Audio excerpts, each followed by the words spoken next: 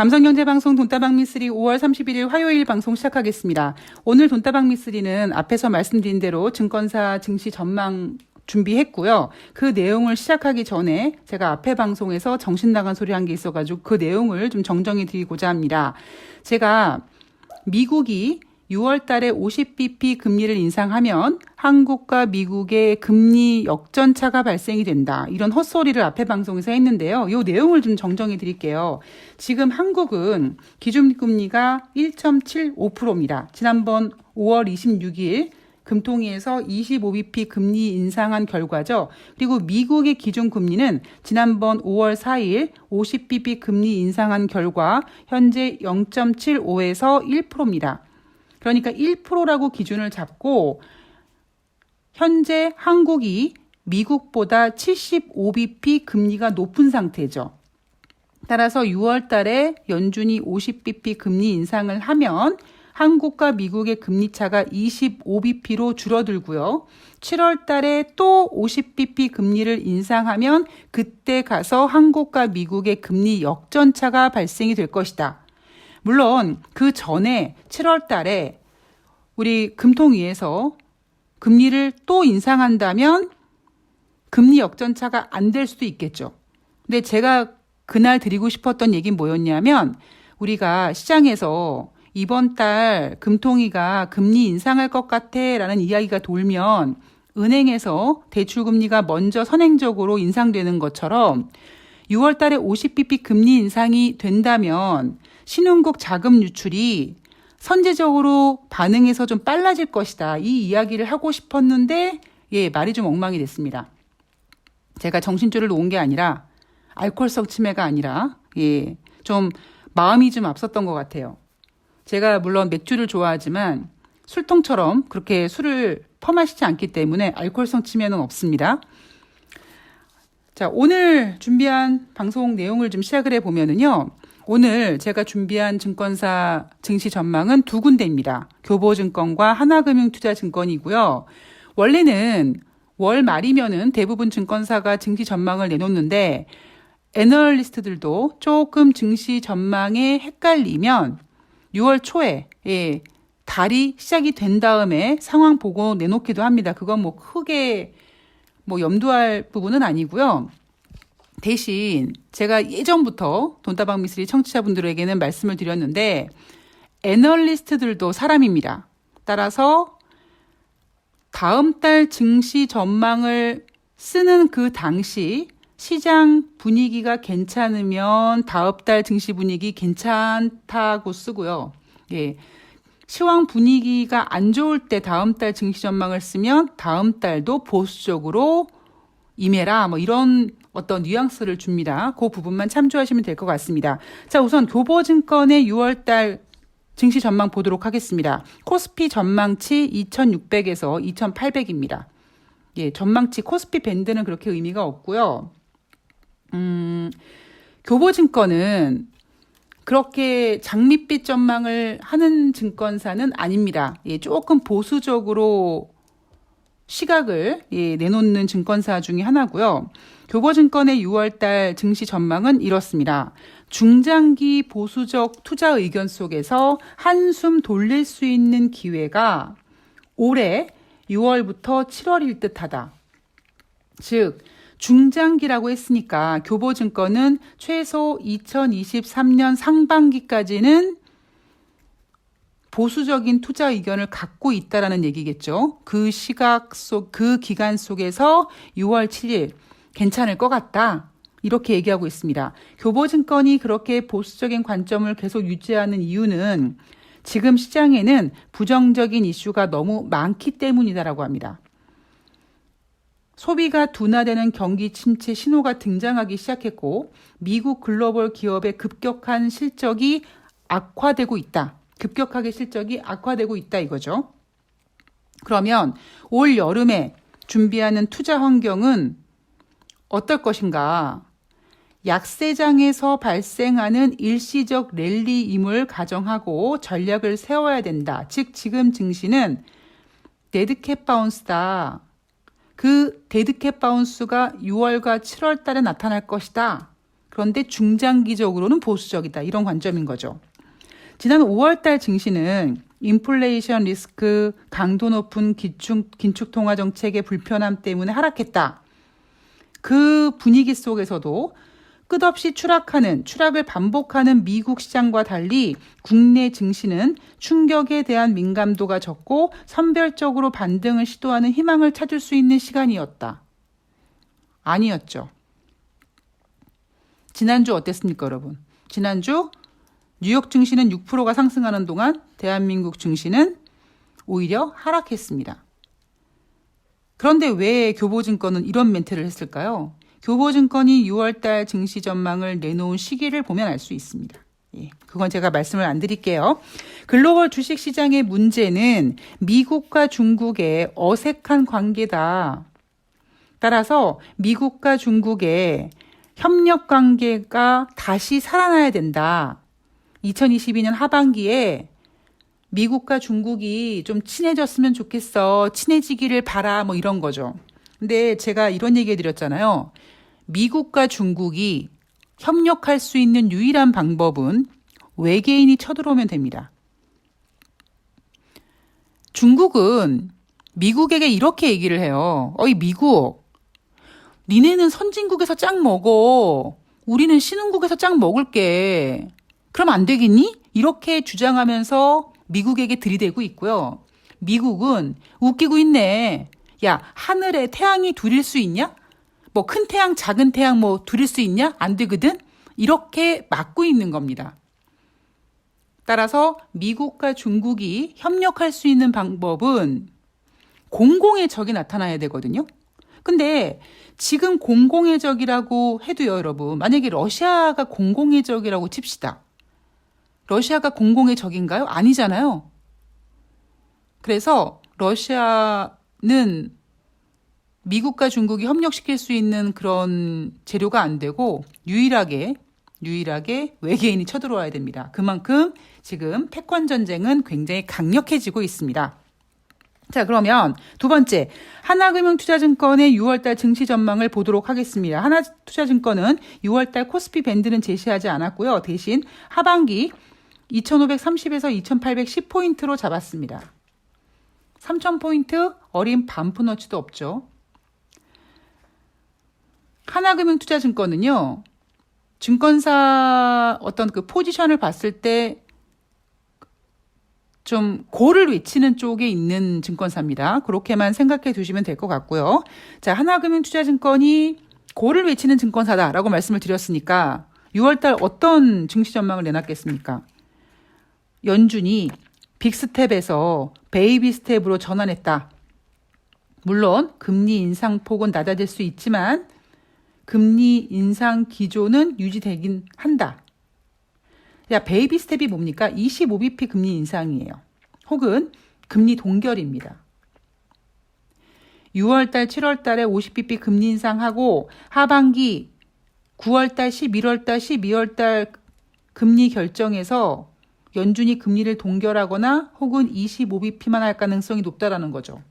그 얘기는 지금이 5월 말이지만 6월달과 7월달에 50bp씩 금리 인상을 할 거지만 이미 증시에 반영이 됐다. 그리고 하반기에 금리 동결 혹은 베이비 스텝으로 인상할 가능성이 있으니까 분위기가 나쁘지 않다. 이 얘기를 하고 있는 겁니다. 여기에다가 밸류에이션 포지션은 낮아지고 있고 기업이익 추정치는 하향 조정될 가능성이 있다. 이게 무슨 소리냐면요. 여러분 얼뜻 들으면 안 좋은 소리 같지 않습니까? 밸류에이션 포지션은 낮아지고 있고 이건 뭐냐면 주식 가격이 많이 다운되어 있고 그리고 기업 이익 추정치도 하향 조정될 가능성이 있다.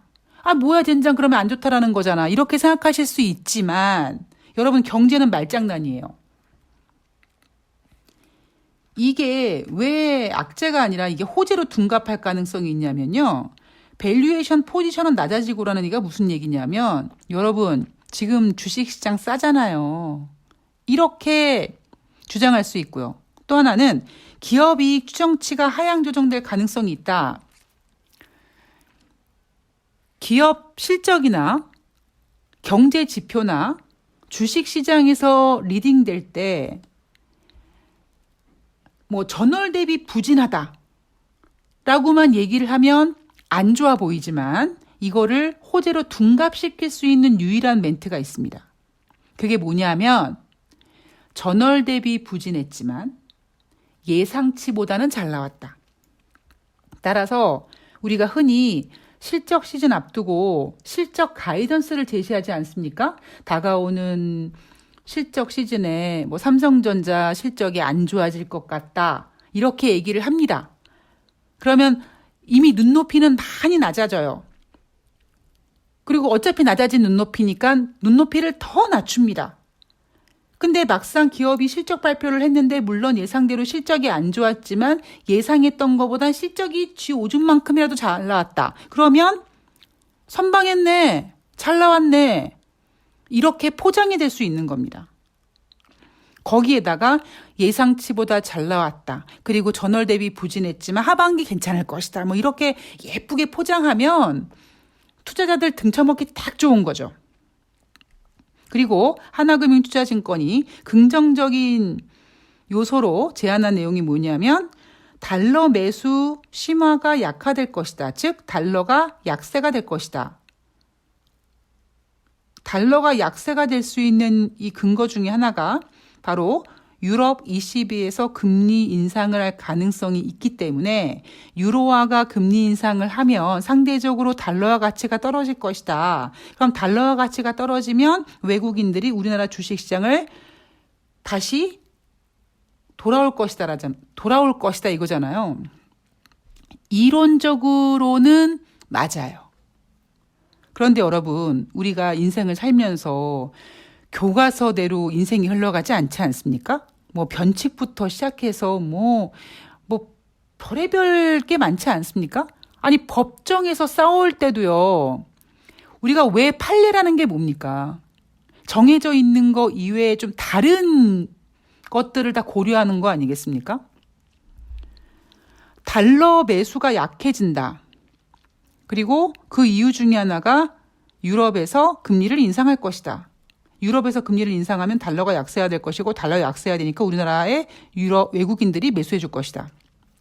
그러면 제가 지난번에도 한번 말씀드렸는데 지금 유럽 경제가 안 좋아요. 그러면 유럽 경제가 안 좋은데 유럽이 인플레이션 때문에 금리를 인상해요. 그러면 미국의 경기 침체만 걱정됩니까? 유럽의 경기 침체는요? 그러면 유럽의 경기 침체가 걱정이 되면 그때부터 달러는 안전자산 선호 현상으로 포장이 될 수 있습니다. 그걸 누가 만들까요? 미국이 그렇게 만들죠. 쓸카드가 많은 미국은 충분히 그렇게 할 겁니다. 여기에 중국만 있습니까? 아니, 유럽만 있습니까? 중국도 있잖아요. 따라서 지금 뭐 금리 인상을 해서 뭐 화폐 가치가 떨어지고 달러 가치가 약해지고 이게 아니라 인플레이션이 꺾이지 않는 상태에서 금리를 인상하는 부분에 우리는 집중해야 된다고 생각을 합니다. 왜 제가 그렇게 말씀을 드리냐면 일단 미국의 크리스토퍼 월러 연준 이사가 향후 두 차례 기준금리 50bp씩 금리 인상할 거라고 또 얘기했고요. 여기에다가 이날 유럽연합에서 해상을 통해 수입되는 러시아산 석유 수입을 중단하기로 결정했습니다. 중단하자라고 얘기는 했었는데요.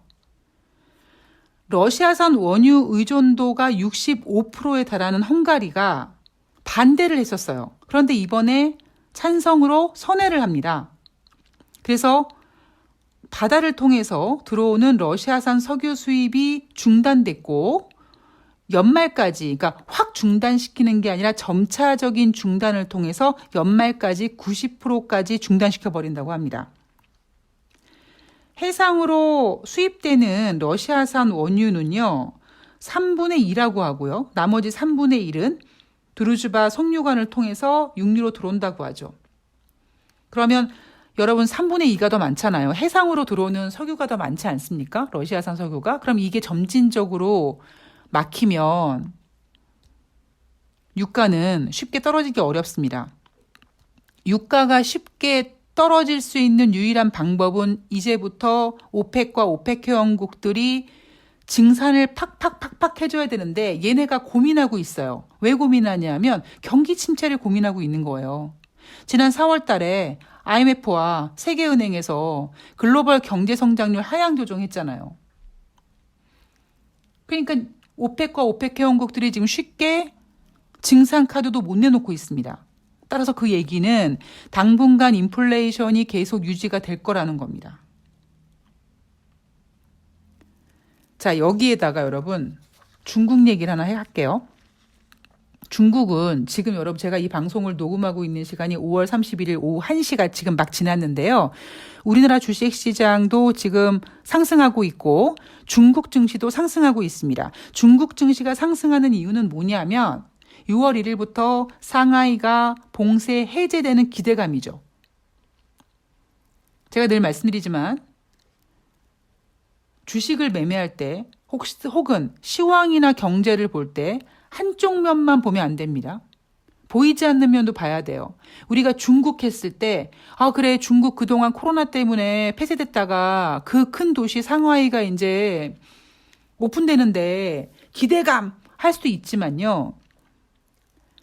지난 4월 18일부터 지금 중국의 지방은행 4곳이 예금을 동결했다고 합니다. 중국은 공산주의 국가죠. 예. 금융시장을 중국 공산당이 마음대로 할 수 있습니다. 여러분 그런 경험 있으실지 모르겠는데요. 뭐 저축은행 이런 데 막 문제 생기기 전에 뭐 합니까? 출금 금지시켜버리지 않습니까? 지금 그 상황이 중국에서 벌어지고 있는 겁니다. 세계 제2위 경제대국의 경기 둔화 위험이 고조되고 있는 가운데 지난 4월 18일부터 중국의 4개 지방은행의 예금이 동결되고 있다. 여러분 어떤 문제가 생길 때요. 큰 게 빵 터지지 않습니다. 자잘한 것부터 죽어요. 자잘한 것부터 무너집니다. 예를 들면 주식 같은 경우도요. 어떤 테마주가 있을 때 1등 대장주가 있고 2등주가 있잖아요. 그러면 1등주가 상한가 갈 때 2등주는 한 뭐 15% 20% 이렇게 오르거든요. 근데 그 테마가 꺾일 때 1등 테마가 먼저 무너질까요? 아닙니다. 2등 테마가 먼저 무너집니다. 그것처럼 지금 중국의 지방은행 4곳이 예금을 동결했다. 에이 뭐 지방은행인데라고 우리가 그냥 넘어가면 안 됩니다. 지방은행부터 무너집니다. 어떤 금융 문제가 발생될 때 여러분 제일 안 좋은, 제일 부실하고 제일 튼튼하지 않은 것부터 무너집니다. 자, 지금 상황이 이런 상황입니다, 여러분. 여기에다가 마지막으로 삼성전자가 실적이 별로 안 좋을 거란 얘기가 나오고 있죠. 물론 이 삼성전자 실적이 안 좋을 거라는 것은 아까 잠시 전에 말씀드렸던 것처럼 하나금융투자증권에 따라서 기업이익 추정치를 하향 조정하고 삼성전자 안 좋을 거야. 눈높이 낮춰놓고 안 좋다고 했는데 예상보다 잘 나왔네. 뭐 이렇게 포장하려고 하는지 모르겠습니다만 예. 저는 삼성전자 좀 부정적으로 보잖아요. 지난번에 조 바이든 대통령 왔을 때 뭐 삼성전자 가고 현대차 가고 어쩌고 막 계속 조 바이든 방한 효과로 주식시장이 올라갈 거라는 헛소리들을 장렬했는데 안 올라갔잖아요. 다시 지금 삼성전자 67,000원 와 있습니다. 삼성전자 주가에 대해서 좀 부정적으로 보는 여론이 많은데요. 저는 삼성전자 잘하면 전 뭐 65,000원 그 이상도 깨질 거라고 생각을 하고 있습니다. 왜냐하면 외국인들이 대한민국 주식시장을 그렇게 좋아하고 있지 않는 것 같아요. 그래서 그렇습니다. 자, 제가 오늘 2군데밖에 지금 전해드리지 못했거든요. 추가적으로 사실 돈다방 미스리 오랫동안 청취하신 분들은 증권사에서 내놓는 증시전망 별로 의미가 없다. 미쓰리가 한 2년 정도 미친 듯이 매월마다 증시전망 요약해가지고 방송하고 막 요약본 이메일로 뿌려드리고 그랬는데 별로 의미가 없더라. 아마 느끼실 겁니다. 그런데 제가 지금 오랜만에 증권사 증시전망을 내놓는 이유는 우리가 알고 있지만 뻔히 알고 있지만 혹시 다른 게 없을까 하는 것들을 찾아보기 위함이거든요. 그래서 앞으로 방송에서도 며칠 동안 6월 초 되면 이제 6월달 증시 전망들 많이 내놓을 겁니다. 그랬을 때 좀 의미 있는 내용들이 있으면 제가 방송 중에 뉴욕 증시 읽어드리고 이슈 점검하면서 여러분 이 증권사에서는 6월달에 증시 전망 이럴 거래요라고 한번 간략하게라도 소개해드리도록 하겠습니다. 자, 여러분 한 달 동안 네, 정말 고생 많으셨습니다. 저는 정말 5월달이 너무 싫습니다. 제 생일이 있음에도 불구하고 저는 5월달이 너무 싫어요. 올해도 마찬가지입니다. 올해 5월달도 정말 힘들었습니다. 그리고 5월 마지막 날인데도요. 그렇게 기분이 좋지 않네요. 빨리 5월달을 탈피해서 6월달이 됐으면 좋겠습니다. 5월 10일 날 우리 술통이 취임을 했죠. 아직 한 달이 안 됐네요. 그런데 가뜩이나 5월달 좋지도 않은데 자꾸 그냥 저쪽에서 들려오는 그 안 좋은 소리들이 있으니까 더 걱정이 되고, 야, 여러분들이 이렇게 생각하실 수 있어요. 야, 대통령이 뭐 술 마시고 뭐 그런데 그거랑 주가랑 무슨 상관이 있니라고 하실 수도 있는데 정말 그런 생각하시는 분들은 정말 바보입니다. 예. 자, 오늘 돈다방 미술은 여기서 마치겠습니다. 저는 6월 1일 날 이제 6월의 첫날이네요. 6월의 첫날이고 지방선거일입니다. 주식시장 열리지 않습니다, 여러분. 예, 저는 5월 마지막 날 과연 뉴욕 증시가 어떻게 마무리를 하는지, 뭐 올랐는지 내려가는지가 중요한 게 아니라 지금 중요한 건 앞으로 어떻게 될 것인지, 어떤 포지션을 잡아야 되는지를 체크해야 되는 게 중요하니까요. 제가 중요한 내용들 체크해서 내일 방송에서 정리해서 요약해 드리도록 하겠습니다. 한 달 동안 고생하셨고요. 마무리 잘 하시고요. 전 내일 방송에서 뵙도록 하겠습니다. 고맙습니다.